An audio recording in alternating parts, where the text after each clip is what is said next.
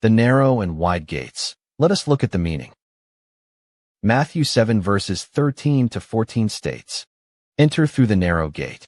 For wide is the gate and broad is the road that leads to destruction, and many enter through it. 14 But small is the gate and narrow the road that leads to life, and only a few find it." The narrow gate is a metaphor used in the Bible, particularly in Matthew 7 verses 13 to 14, to represent a path of true faith, obedience to God, and a life of sacrifice and genuine love, leading to eternal life.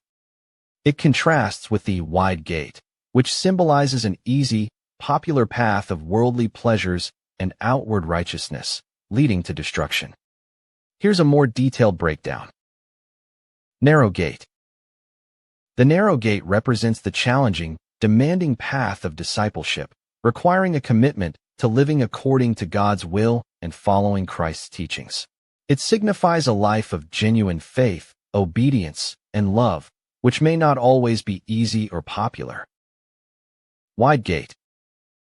The wide gate represents the path of easy living, popular choices, and outward conformity without true inner transformation.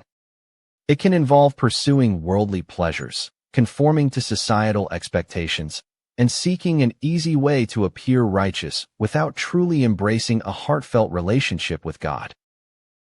The choice.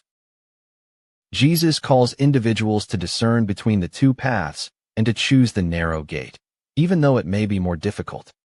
The narrow path leads to life, while the wide path leads to destruction. The Sermon on the Mount context. The teaching on the narrow and wide gates is part of the Sermon on the Mount, where Jesus outlines the principles of the kingdom of heaven and challenges his followers to live a life of true righteousness and discipleship. Essentially, the narrow gate emphasizes that entering God's kingdom requires intentionality, sacrifice, and a willingness to embrace a life of obedience and love, rather than simply following the path of ease and popularity.